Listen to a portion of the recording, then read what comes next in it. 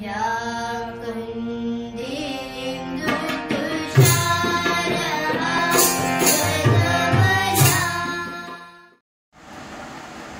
गणेशाय नमः, सरस्वती नमः। संस्कृत व्याकरण के वाच्य नाम के टॉपिक में आपका स्वागत है।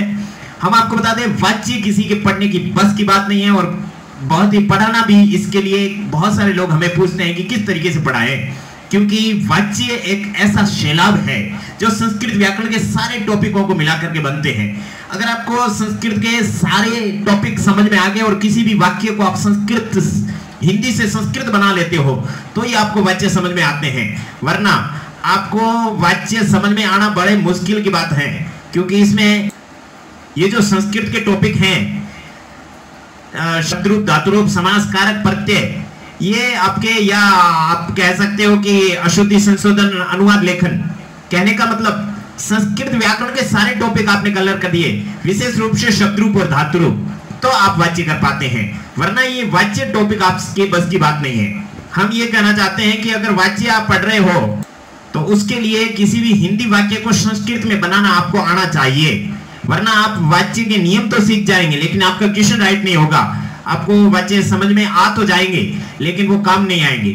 तो देखते हैं, शुरू करते हैं। और आपको क्या करना है, इसी के अंदर जो चीज लिखी है उसके अंदर एक एक बात बहुत ही महत्वपूर्ण है। यहाँ जो बातें इधर से उधर से हर एंगल से वाच्य की यहाँ बातें लिखी हुई है, ऐसा पढ़ोगे कि वाच्य के साथ साथ में वाच्य आपने पढ़ लिए तो क्या होगा, देखते हैं इसी के अंदर। वाच्य का दूसरा नाम वाक्य या बात है। किसी भी वाक्य या बात को कहने के अलग अलग तरीकों को वाच्य कहते हैं। आया समझ में? किसी भी बात को अपन अलग अलग तरीके से कह देते हैं, ठीक है ना। अपन वो कहते हैं ना, कान चाहे इधर से पकड़ो चाहे उधर से पकड़ो, तो वो वाली बात यह है कि किसी भी बात को चाहे कैसे भी कहो, बात तो समझ में आ जाती है ना। तो वाच्य का दूसरा नाम तो वाक्य है या बात है, और किसी भी बात को कहने के अलग अलग तरीकों को वाच्य कहते हैं। कोई भी बात वो कहते हैं 2 तरीकों से कही जाती है। कोई भी बात कितने तरीकों से कही जाती है? 2 तरीकों से। राम पढ़ता है या फिर राम द्वारा पढ़ा जाता है, तो ये 2 तरीके हैं। कैसे भी कहो, राम तो पढ़ रहा है। तो यहां 2 तरीकों में क्या क्या बात काम आती है? एक तो पढ़ने वाला और एक क्रिया। तो क्रिया किससे रिलेटेड है? यहां पर राम पढ़ता है तो राम से रिलेटेड है। यहां राम द्वारा पढ़ा जाता है तो यहां पर ये जाता है, ये पढ़ने से रिलेटेड है, राम का इसमें कोई रोल नहीं। तो इस हिसाब से ये वाच्य पढ़ रहे हैं अपन। यहां बात करते हैं संस्कृत में। संस्कृत में वाच्य को समझने के लिए 8-10 नियम एक साथ याद रखने पड़ेंगे। ये बात दिमाग में ढाल लो, एक साथ 10 नियम है। ऐसा नहीं पीछे जितने भी टॉपिक पढ़े एक नियम से टॉपिक क्लियर, लेकिन यहां वाच्य पढ़ोगे 10 नियम।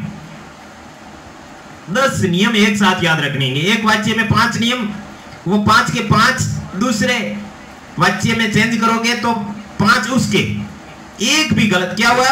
कक्षा 10 स्तर तक वाच्य हेतु शब्द रूपों की प्रथमा, द्वितीय, तृतीया, समझ में आया? प्रथमा, द्वितीय, तृतीया, ये 3 विभक्तियों के तीनों वचनों में याद होना आवश्यक है। ये बात दिमाग में रखना। अभी पढ़ना शुरू नहीं किया, बता रहे हैं कि आपको क्या करना है, ठीक है ना। पहले साधन जुटा रहे हैं, उसके बाद में खाना बनाएंगे। तो अभी तो ये चीज मतलब तैयार कर रहे हैं।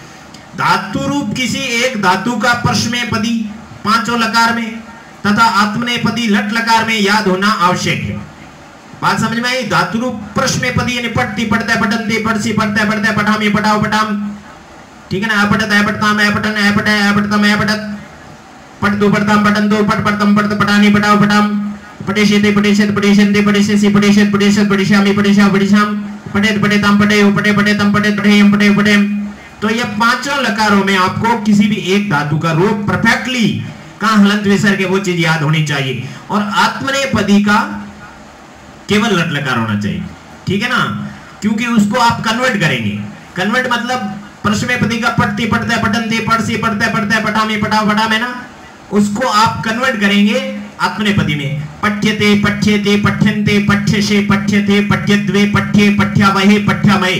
इस तरीके से आपको एक लकार कम से कम आत्मनेपदी का याद होना चाहिए। अब बात यहां से करते हैं। तथा वचन एवं पुरुष का ज्ञान होना बहुत जरूरी है।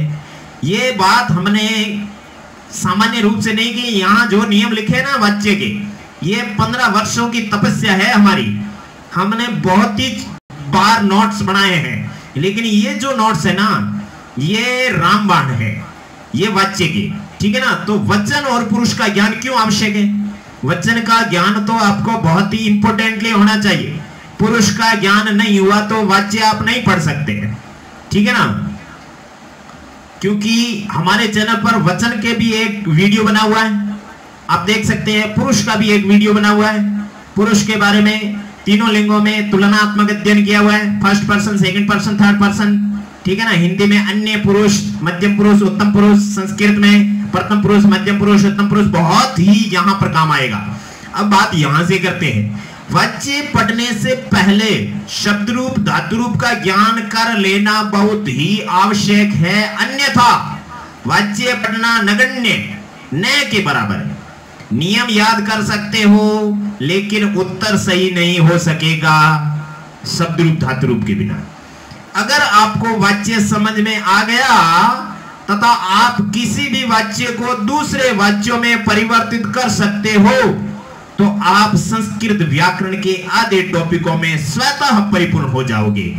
तो ये वीडियो बंद कर दो भाई, आप शब्द रूप, धातु रूप याद करो, वरना आगे मैं आपको खुद को करवाऊंगा, ठीक है ना। मैं यहाँ लाइन लिखी हुई मिलेगी आपको, उसको आपको खुद को संस्कृत में बनाना है, फिर उसी को दूसरे वाच्य में चेंज करना है। कैसे करोगे? इसीलिए वाच्य आप देखो ही मत, पहले शब्द रूप, धातु रूप क्लियर करो, फिर वाच्य वाला ये देखो। हमारे चैनल पे उपलब्ध है शब्द रूप के 5 वीडियो है, धातु रूप के 4 वीडियो है, पुरुष का पूरा एक वीडियो है।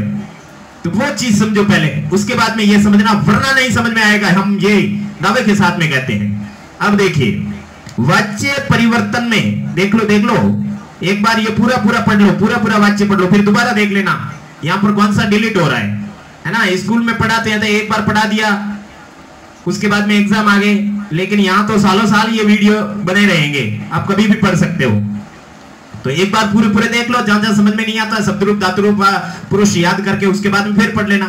वाच्य परिवर्तन में 8-10 नियमों का सही प्रयोग करना है, ठीक है ना। 8-10 नियम, मैंने 10 नियम बताए ना, उनका क्या करना है? सही प्रयोग करना है। अगर एक भी नियम गलत हो गया तो पूरा गलत माना जाता है, बाकी के सही करने पर भी राइट नहीं होता, क्योंकि सेंटेंस गलत हो जाता है, उसमें एक भी नियम गलत लिखा तो पूरा गलत माना जाएगा। इसीलिए एक भी गलती नहीं होनी चाहिए, 100% राइट। यानी 10 नियम है तो 10 के 10 राइट। 9 नियम आपको आता है, राइट कर दिया, 10वां गलत कर दिया तो क्वेश्चन गलत, नंबर गए। 10वीं बोर्ड परीक्षा में पूछा जाता है, रीट में पूछा जाता है, 6ठी, 7वीं, 8वीं में पूछा जाता है, 9वीं के अंदर, तो सब जगह ये वाच्य काम आते हैं। इसलिए हम आपको कह देते हैं कि वाच्य हार्ड टॉपिक है। ये होशियार बच्चों को पढ़ने में बहुत आनंद आता है, क्योंकि हार्ड टॉपिक पढ़ने में जितना आनंद आता है उतना सरल में कहां आता है। इसलिए इसको पढ़ने में भी आनंद आता है और होशियार बच्चों को पढ़ने में भी आनंद आता है। यानी कि आप सब होशियार हैं, पढ़ने में आपको बहुत आनंद आ रहा है। अब यहां जो ये नोट्स है, इसके अंदर वाच्य को इंग्लिश में क्या कहते हैं? इंग्लिश से, हिंदी से, संस्कृत से आपस में तुलना करते हैं, क्योंकि तीनों लैंग्वेज में बात जो बोली जाती है वो सेम होती है। तो वाच्य को अंग्रेजी में वॉइस कहते हैं तथा हिंदी में तो वाच्य ही कहते हैं। संस्कृत के वाच्य, हिंदी के वाच्य और अंग्रेजी के वाच्य। संस्कृत में 3 वाच्य होते हैं, हिंदी में 3 वाच्य होते हैं और इंग्लिश में 2 वाच्य ही होते हैं। कर्तृवाच्य, कर्मवाच्य और भाववाच्य। आपको पूरा जड़ से समझा देंगे कि व्हाट इज दिस कर्तृवाच्य, कर्मवाच्य, भाववाच्य, हर तरीके से आपको समझाएंगे। केवल ध्यान रखो आप तो बस। कर्तृवाच्य, राम है पुस्तकम पढ़ती, इनका कर्तृवाच्य इसी को क्या कहेंगे? राम पुस्तक पढ़ता है। ये कर्तृवाच्य का सेंटेंस है। अभी पीछे वाले टॉपिकों में ये जो इसकी बात चल रही थी, जैसे आपके लकार पढ़े थे, तो वहां लकार के अंदर ये सेंटेंस आए थे। वहां लकार को हमने हिंदी का लकार 14 लकार पढ़े थे, इंग्लिश के 12 लकार और संस्कृत के 10 लकार पढ़े थे। तो वहां पर इस तरह के सेंटेंस आए थे। तो ये जो आपके सेंटेंस है यहाँ पर तो वाच्य के हैं।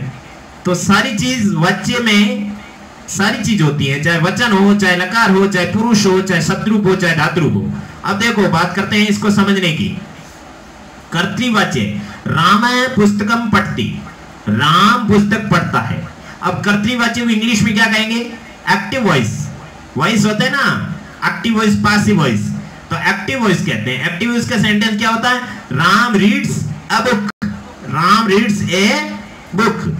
तो यहां पर ये आपका एक्टिव वॉइस कर्तृवाच्य है, ठीक है ना, ये रीड्स अकॉर्डिंग टू राम है। तो अब कर्तृवाच्य को कर्तृवाच्य क्यों कहते हैं? क्योंकि क्रिया कर्ता के अनुसार होती है। कर्ता के अनुसार क्या है, यहां सारी बातें लिखी हुई, कर्तृवाच्य, क्रमवाच्य, भाववाच्य के नियम्स लिखे हुए हैं, तो यहां बता देंगे। अभी कर्मवाच्य रामेण पुस्तकम पठ्यते, ठीक है ना, एक एक सेंटेंस माइंड में रखो। कर्मवाच्य में राम द्वारा पुस्तक पढ़ी जाती है, रामेण पुस्तकम पठ्यते। अब कर्मवाच्य को इंग्लिश में पासिव वॉइस कहते हैं। The book read by Ram, the book read by Ram, तो यहां पर पॉसिव वॉइस बन गया आपका, ठीक है ना। यहां पर बुक है वो ज्यादा इंपॉर्टेंट है। कर्मवाच्य में कर्म बहुत प्रधान होता है। अब आपको बताते हैं, ये सेंटेंस है, इसमें राम क्या है? कर्ता, पुस्तक क्या है? कर्म, पढ़ता क्या है? क्रिया। ये ज्ञान आपको होना चाहिए। कर्ता, कर्म और क्रिया, ये चीज तीन शब्द आते हैं वाच्य में हमेशा, कर्ता, कर्म और क्रिया। कर्तृवाच्य में कर्ता प्रधान होता है क्योंकि क्रिया कर्ता के अनुसार चलती है। कर्मवाच्य में कर्म प्रधान होता है क्योंकि क्रिया कर्म के अनुसार होता है। देखो यहाँ पर राम द्वारा पुस्तक पढ़ी जाती है, जाती है मतलब राम जाती है नहीं, पुस्तक जाती है, क्या? पढ़ी। इसीलिए जाति किसके लिए आया है? पुस्तक के लिए। पुस्तक पढ़ी जाती है, समझ में आ रहा है? राम पढ़ी जाती है, समझ में नहीं आ रहा है? मतलब राम का पढ़ी जाति से कोई संबंध नहीं है, पुस्तक से। मतलब कर्मवाच्य में कर्म प्रधान होता है, कर्तृवाच्य में कर्ता प्रधान होता है। अब प्रधान क्या है अगले नोट्स में आपको बता दें। अब आपके बात करते हैं भाववाच्य की। भाववाच्य में रामेण पठ्यते, राम के द्वारा पढ़ा जाता है, राम के द्वारा पढ़ा जाता है। और भाववाच्य को इंग्लिश में कुछ नहीं कहते हैं क्योंकि भाववाच्य इंग्लिश में होता ही नहीं है, इतना वो टेंशन लेते हैं। अब भाववाच्य है क्या, मैं आपको बता देता हूं। वाच्य तो कर्तृवाच्य और क्रमवाच्य दो ही होते हैं, तीसरा कोई वाच्य नहीं होता है। लेकिन ये भाववाच्य तब आता है जब ऐसा कर्मवाच्य जिसमें कर्म नहीं होता वो भाववाच्य कहलाता है। आया समझ में? अब कर्मवाच्य उसे कहते हैं जिसमें कर्म होता है, बिना कर्म के काहे का कर्मवाच्य? कर्म ही नहीं है तो काहे का वाच्य? इसीलिए कर्मवाच्य में कर्म मौजूद रहता है। अब जब कर्म मौजूद नहीं होता है और कर्मवाच्य के नियम आते हैं ना, तो वो भाववाच्य। देखो यहाँ पर रामायण में तर्त्या, ये रामायण हो गया, पठ्यते यहाँ पर सेम टू सेम आ गया, बीच में से पुस्तकम हटा दो, भाववाच्य हो गया। तो भाववाच्य तो ऐसे ही क्लियर हो जाएगा। आपको केवल कर्तृवाच्य को कर्मवाच्य में कन्वर्ट करना है और कर्मवाच्य को कर्तृवाच्य में कन्वर्ट करना है। तो यहाँ आपने केवल इतनी चीज सीखी कि संस्कृत में तीन वाच्य, कर्तृवाच्य, क्रमवाच्य, भाववाच्य। हिंदी में भी सेम टू सेम होते हैं, कर्तृवाच्य, क्रमवाच्य, भाववाच्य, क्योंकि हिंदी संस्कृत की बेटी है। संस्कृत में पहले ये बने थे, फिर हिंदी वालों ने नकल किए, फिर इंग्लिश वाले तो वहां दूसरी जगह कोशिश कर रहे थे, लेकिन उनका संस्कृत में हिंदी में सेम मिल गई बात, तो उसको एक्टिव वॉइस पैसिव वॉइस कह दिया। अब पर्सन भी सेम होते हैं। फर्स्ट पर्सन होता है ना वो इंग्लिश का फर्स्ट पर्सन, वो अपने फर्स्ट पर्सन होता है, वो संस्कृत का उत्तम पुरुष होता है। और थर्ड पर्सन होता है ना वो प्रथम पुरुष होता है, सेकंड पर्सन मध्यम पुरुष होता है। तो पुरुष जाके टॉपिक देखो, बहुत सारी रहस्य जानकारी आपको पता चलेगा। अब बात करते हैं कर्मवाच्य की। कर्तृवाच्य, क्रमवाच्य और भाववाच्य के ये जो नियम लिखे हैं ना, ये नियम रट लो और समझ लो और इसी के अनुसार चलो, तो आप वाच्य पढ़ पाएंगे, वरना आप वाच्य नहीं पढ़ पाएंगे। ये जो आपके नियम है ना, इन नियमों के अनुसार ही आपके वाक्य बनेंगे। आप सीधे वाक्य पढ़ने जाओगे तो नियमों को याद ही नहीं किया तो कैसे करोगे? ये आपके वाच्य का पार्ट फर्स्ट है, इसमें केवल नियमों को ही अध्ययन होगे, क्योंकि उदाहरण को अगले पार्ट में समझाया जाएगा। उदाहरण के अंदर बहुत ही गहरी चीज और गहराई से समझाया जाएगा। यहां पर देखिए, कर्तृवाच्य में कर्ता प्रधान होता है, बात खत्म, दिमाग में सेव। कर्ता में प्रथमा विभक्ति होती है, ये भी बात खत्म, लेकिन इससे रिलेटेड है। कर्तृवाच्य में कर्ता क्या होता है? प्रधान होता है, और जो प्रधान होता है ना उसमें क्या होती है? प्रथमा विभक्ति होती है। इससे ये रिलेटेड हो गई। कर्तृवाच्य में कर्ता प्रधान होता है, क्योंकि कर्ता में प्रथमा विभक्ति होती है, कर्म में द्वितीय विभक्ति होती है। ये तो सब लोग जानते हैं कि कर्म में द्वितीय होते, कारक प्रकरण पूरा पढ़ा हमने, तो ये बात भी याद रखनी है। कर्तृवाच्य में कर्म में द्वितीय विभक्ति हो। देखो ये राम है, ये कर्ता है, इस कर्तृवाच्य में कर्ता प्रधान है और कर्ता में प्रथमा विभक्ति है, ये प्रथमा विभक्ति। इस राम की दो नियम है, ये नियम राम के लिए, ये भी राम के लिए। कर्तृवाच्य में कर्ता प्रधान होता है क्योंकि उसका संबंध क्रिया से होता है। कर्ता में प्रथमा विभक्ति होती है तो प्रथमा पढ़िए। कर्म में द्वितीय विभक्ति, देखो पुस्तकम में द्वितीय विभक्ति। 3 नियम क्लियर हो गए। अब क्रिया परस में पदी पठती जैसी होती है, ये देखो पठती, पठते, पठंती, ये 5 लकार मैंने अभी फटाफट बोले थे ना, वो आपके परस में पदी है। तो क्रिया परस में पदी पठती जैसी होती है, ये भी नियम हो गए, तीनों के नियम हो गए। अब ये 5वां नियम क्या है? 5वां नियम ये प्रधान वाली बात है। क्रिया कर्ता के अनुसार चलती है, ये क्रिया बिचारी इसके अनुसार चलती है, कर्ता के अनुसार चलती। अनुसार का मतलब क्या होता है? अर्थात, ये बात बहुत इंपॉर्टेंट है। जो वचन और जो पुरुष कर्ता में होते हैं, वही वचन वही पुरुष क्रिया में होते हैं। अब मैं आपको क्या कहूं, इस बात को समझाने के लिए हमारे पुरुष नाम के टॉपिक को पढ़ना पड़ेगा, क्योंकि जब महाभारत देखते हैं ना तो बीच में कृष्ण लीला देखनी पड़ती है। महाभारत देखते हैं, कृष्ण लीला नहीं देखते हैं तो महाभारत समझ में नहीं आती, क्योंकि कृष्ण कौन था उसके लिए आपके दूसरे एपिसोड से लगाकर 11वें 12वें एपिसोड तक, मतलब बीच में बहुत सारे एपिसोड है जो कृष्ण लीला के दिखाते हैं। इसीलिए आपके वाच्य पढ़ने के बीच में, वाच्य नाम के महाभारत के बीच में आपको पुरुष लीला, वचन लीला और शब्दरूप लीला और धातुरूप लीला आपको याद करनी पड़ेगी भैया, वरना ये जो लैंग्वेज लिखी है, अर्थात जो वचन जो पुरुष कर्ता में होते हैं, वही वचन वही पुरुष क्रिया में होते हैं। अब आपके पुरुष क्रिया में होते हैं, पुरुष कर्ता में होते हैं, कैसे होते हैं? पुरुष टॉपिक निकालो, देखो फटाफट देखो, फिर ये शुरू करना।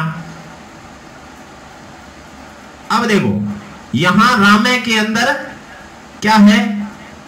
एक वचन है। जो वचन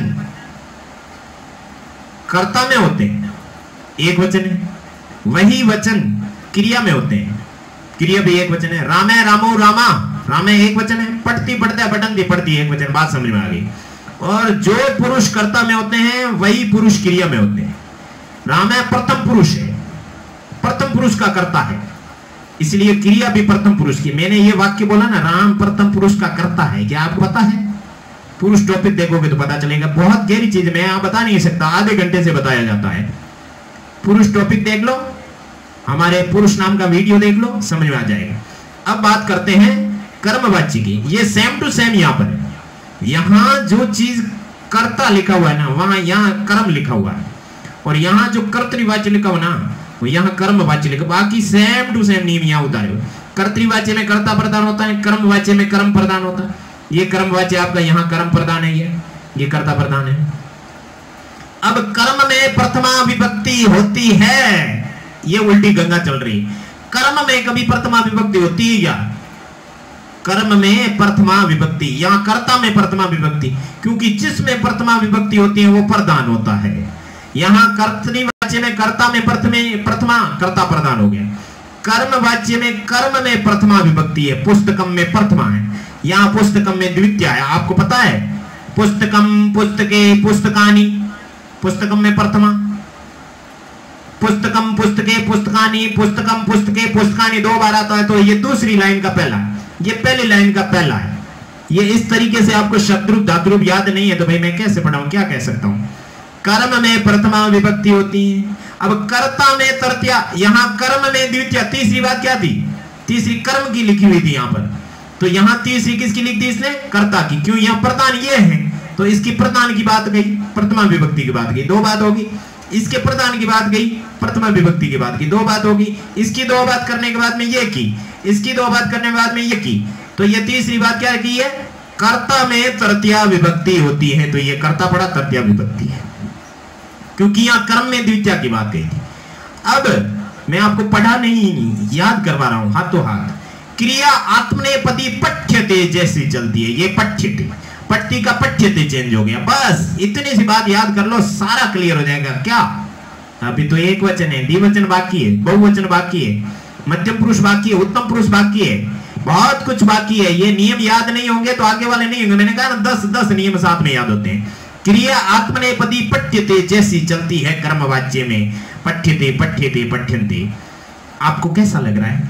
जिसको भारी लग रहा है ना और फिर भी देख रहे हैं, उनको मैं कितनी बार कह रहा हूं, शब्द रूप का, धातु रूप का, पुरुष का और वचन का ज्ञान करो, फिर वाच्य पढ़ो, वरना आपको भारी लगेगा, कुछ समझ में नहीं आएगा। और आपने पुरुष, वचन, शब्द रूप और धातु रूप गहराई से समझ लिया तो इतना अच्छा समझ में आएगा कि जिंदगी में कभी नहीं समझा। चलो आगे देखते हैं। क्रिया कर्म के अनुसार चलती है, ये क्रिया बिचारी इसके अनुसार चलती है। अर्थात जो वचन पुस्तक में एक वचन है तो ये भी एक वचन होगा, और जो पुरुष इसमें प्रथम पुरुष है, इसमें भी प्रथम पुरुष है।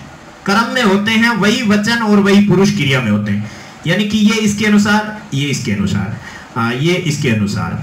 अब भाववाच्य की बात करते हैं। भाववाच्य में बिना कर्म का कर्मवाच्य होता है, बिना कर्म का कर्मवाच्य होता है, यानी सभी नियम कर्मवाच्य के होते हैं। इसमें कर्ता में तृतीया, इसमें भी कर्ता में तृतीया, ये आत्मनेपदी, ये भी आत्मनेपदी है ना, कर्ता में तृतीया विभक्ति होती है। ये बात तो यहां पर भी कही थी।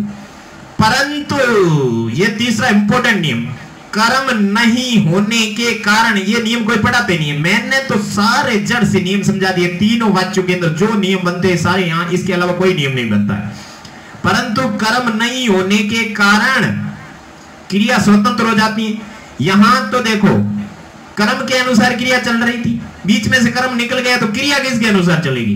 कर्ता के अनुसार तो नहीं चलेगी। कर्ता के अनुसार तो कर्तृवाच्य में चलती है। कर्ता में जो वचन है पुरुष है, इसमें होगा। यहां पर जो वचन है, जो पुरुष है, इसमें होगा। इसमें क्या होगा? इसमें कर्ता के अनुसार नहीं होगा, तो क्या होगा? क्रिया स्वतंत्र हो जाती है। नित्य प्रथम पुरुष एक वचन में चलेगी। ये बात बहुत सारे लोगों को पता नहीं, विद्वानों को पता नहीं। ये नित्य प्रथम पुरुष एक वचन में चलती है, क्योंकि बच्चे पूछते हैं कि रामायण पठ्यते, उसकी जगह बालकेन, बाल का व्यायाम बालकेभ्य आएगा तो क्या होगा? कि यहाँ पठ्यन्ते हो जाएगा, बालकेभ्य पठ्यन्ते, क्योंकि ये बहुवचन है। इसका इसे कहाँ का रोड़ा, कहाँ का, वो कैसे बोलते हैं? भानुमति ने टांका जोड़ा, तो इसका इससे कोई मतलब ही नहीं है। ये क्रिया तो अपने आप चल रही है। ये यहाँ थी पुरुष कर्म के अनुसार, तो यहाँ कर्म है ही नहीं तो स्वतंत्र हो गई। परंतु कर्म नहीं होने के कारण क्रिया स्वतंत्र हो जाती है और नित्य प्रथम पुरुष एक वचन में ही चलती है। अपन अभी तक जो है वाच्य का पार्ट फर्स्ट पढ़ रहे हैं, ठीक है ना। अब इसमें और गहराई से नियमों को समझते हैं। अभी तक आपने नियमों को समझा और ज्यादा गहराई से समझते हैं। कर्तृवाच्य में कर्ता प्रधान, कर्मवाच्य में कर्म प्रधान तथा भाववाच्य में क्रिया प्रधान। अब ये प्रधान से क्या तात्पर्य है यहां बताते हैं। प्रधान वो होता है जिसमें प्रथमा विभक्ति होती है। एक बात खत्म, ठीक है ना। अब क्रिया में प्रथमा विभक्ति होती है क्या? नहीं होती है। तो क्रिया प्रधान कैसे? अरे प्रथम पुरुष एक वचन होता है ना, तो बात तो प्रथम की आ गई ना। प्रधान वो होता है जिसमें प्रथमा विभक्ति होती है, और प्रधान वो होता है जो क्रिया से संबंधित होता है। कर्तृवाच्य में कर्ता प्रधान मतलब कर्ता से संबंधित क्रिया है। कर्मवाच्य में कर्म प्रधान मतलब कर्म क्रिया से संबंधित। भाववाच्य में क्रिया प्रधान मतलब क्रिया क्रिया से संबंधित है। तो प्रधान वो होता है जिसमें क्रिया से संबंधित होता है। अब प्रधान में जो वचन होता है वही वचन क्रिया में होता है। प्रधान में जो पुरुष होता है वही पुरुष क्रिया में होता है। ये लाइन समझ में आ रही है क्या? पुरुष कैसे होता है कर्ता में और कैसे होता है क्रिया में। उपयुक्त चारों नियम यहां ध्यान से सुनना हो। उपयुक्त चारों नियम कर्तृवाच्य एवं कर्मवाच्य में होते हैं। भाववाच्य में क्रिया कर्ता के अनुसार नहीं चलती है और कर्म तो होता ही नहीं है। बात यहाँ भाववाच्य की चल रही, ठीक है ना। अर्थात क्रिया नित्य आत्मनेपदी प्रथम पुरुष एक वचन में चलती है। यह आत्मनेपदी शब्द लिखना जरूरी है, नहीं तो क्रिया नित्य प्रथम पुरुष एक वचन में चलती है तो पठती लिख दोगे। पठती नहीं, पठ्यते। चाहे कर्ता एक वचन हो, द्विवचन हो, चाहे बहुवचन हो। और भाववाच्य में कर्ता में तृतीया विभक्ति होती है और उसको अनुक्त कर्ता कहते हैं। ये बात एक एक दिमाग में रखना। उस तृतीया विभक्ति वाले कर्ता को क्या कहते हैं? अनुक्त कर्ता। और प्रथमा विभक्ति वाले कर्ता को उक्त कर्ता। अतः उसमें प्रथम पुरुष नहीं पाया जाता। अब तृतीया विभक्ति आ जाती है कर्ता में, अनुक्त कर्ता बन जाता है, इसलिए उसमें प्रथम पुरुष पाया ही नहीं जाता, उसमें पुरुष नहीं होता है। पुरुष किस में होता है? केवल प्रथमा विभक्ति वाले शब्द रूप में। ये शब्द रूप प्रकरण में हमने बताया आपको, क्योंकि पुरुष केवल प्रथमा विभक्ति के शब्द रूप में तथा धातु रूप के शब्दों 45 शब्दों में पूरे के पूरे, है ना, पांचों लकारों के एक एक शब्द में पुरुष पाया जाता है। लेकिन शब्द रूप में पुरुष कहां पाया जाता है? केवल प्रथमा विभक्ति के तीनों शब्दों में, एक वचन, द्विवचन, बहुवचन में। तथा भाववाच्य की क्रिया के रूप में भूतकालिक वाक्यों के कत और कत्वतु प्रत्यय लगते हैं। देखो एक एक बात नई सामने आ रही है यहाँ पर। भाववाच्य की क्रिया में, क्रिया के रूप में भूतकालिक वाक्यों के कत और कत्वतु प्रत्यय लग जाते हैं। जैसे अपन कहते हैं रामे पाठम पठति, इसको भाववाच्य में चेंज करेंगे तो क्या होगा? क्रम निकल जाएगा। रामे पठति, रामे पठति का भाववाच्य क्या होगा?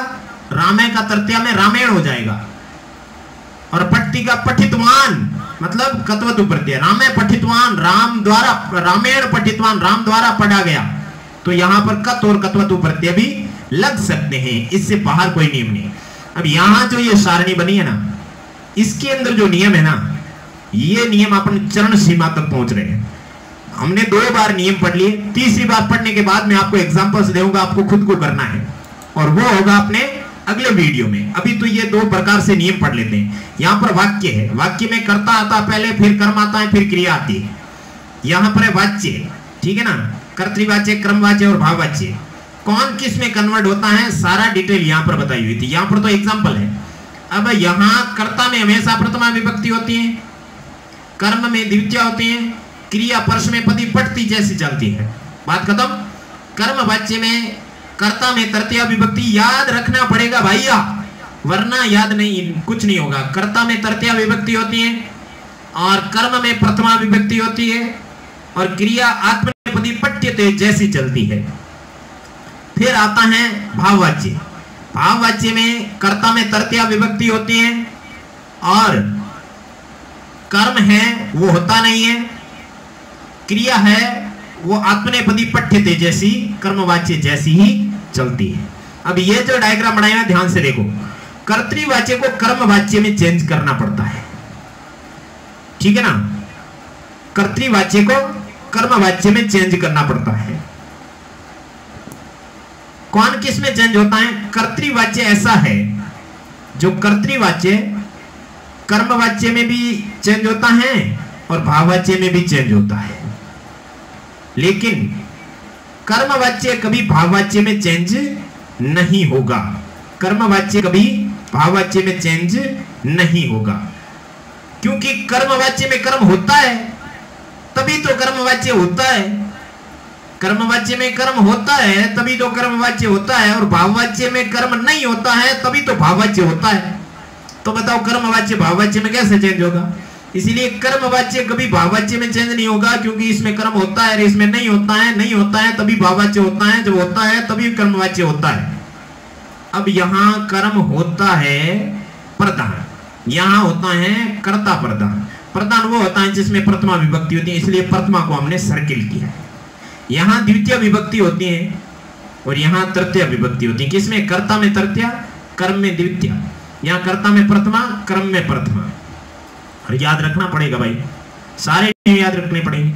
हमने तो ये 1 ही मिनट में सारे डायग्राम बना दिए थे, जैसे जैसे आपको याद रखने पड़ेंगे।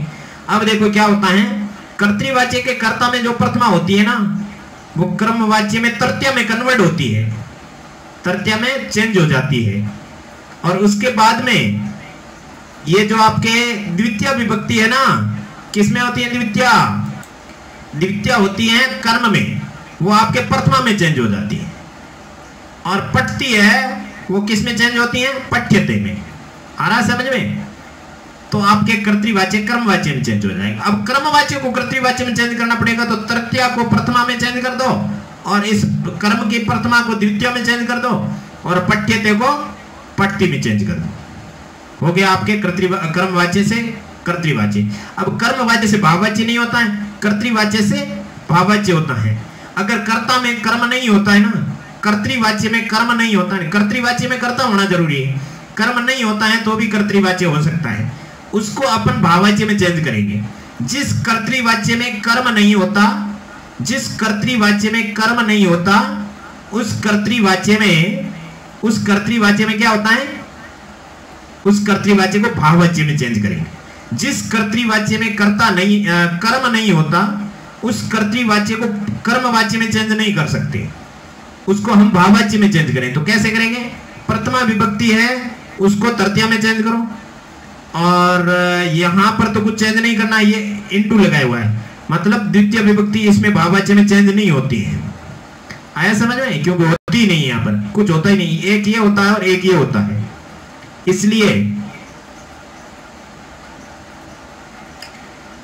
अब इस पठती को किस में चेंज करेंगे? पठ्यते में चेंज करेंगे, राइट लगाया हुआ। और अगर इस तरह से प्रथमा को तृतीया में, पठती को पठ्यते में, और भाववाच्य को अगर कर्तृवाच्य में चेंज करना है तो कैसे करेंगे? तृतीया को प्रथमा में चेंज करेंगे और इसको किसको? पठ्यते को पठ्ती में चेंज कर देंगे। ठीक है, इस तरीके से ये आपका वाच्य चेंज होगा। ये जो चीज है ये मैं आपको अगले सेकंड पार्ट में समझाऊंगा, ठीक है ना। हमारे चैनल पर कक्षा 6 से 10वीं तक सारे के सारे पाठ पढ़ाए हुए हैं संस्कृत के बहुत अच्छे तरीके से, और रीड का पूरा सिलेबस है, संपूर्ण व्याकरण है। हमारे चैनल के अंदर प्लेलिस्ट में जाकर के आप अपनी अपनी कक्षा के सारे वीडियो देख सकते हैं। ये देख लीजिए, क्या करना है आपको, अगर चैनल सब्सक्राइब नहीं किया है तो ये कर लीजिए, चैनल सब्सक्राइब करना है। चैनल सब्सक्राइब करने के बाद में ये जो आप वीडियो देख रहे हो, चैनल के पास में हमारे चैनल का नाम लिखा हुआ है, उसको क्लिक करेंगे तो ये पोर्शन आ जाएगा, उसमें ऊपर लिखा हुआ आएगा होम, वीडियोस, प्लेलिस्ट और चैनल। तो प्लेलिस्ट आपको वहां पर क्लिक करना है। जब आप हमारे चैनल का नाम क्लिक करेंगे तो आपके प्लेलिस्ट खुलेगी। ये प्लेलिस्ट है कक्षा 6, 7, 8, 9, 10वीं तक किताबें हैं। जिस क्लास को आप क्लिक करोगे तो सारे पाठ खुल जाएंगे, उसमें से जिस पाठ को क्लिक करेंगे वो वीडियो शुरू हो जाएगा। 6, 7, 8, 9, 10वीं की व्याकरण है, व्याकरण को जिस पाठ की, जिस क्लास की व्याकरण पढ़ना चाहते हैं क्लिक करोगे सारे पाठ खुल जाएंगे, उसमें से जो पाठ आप पढ़ना चाहते हो वो खुल जाएगा। इसके अंदर शब्दरूप, धातुरूप, पुरुष वगैरह सब है, आप उसको स्विप करके ऊपर नीचे करके देख सकते हो। यहाँ पर रीड का 6 से 10 तक संपूर्ण संस्कृत पढ़ने के लिए चैनल सब्सक्राइब करें।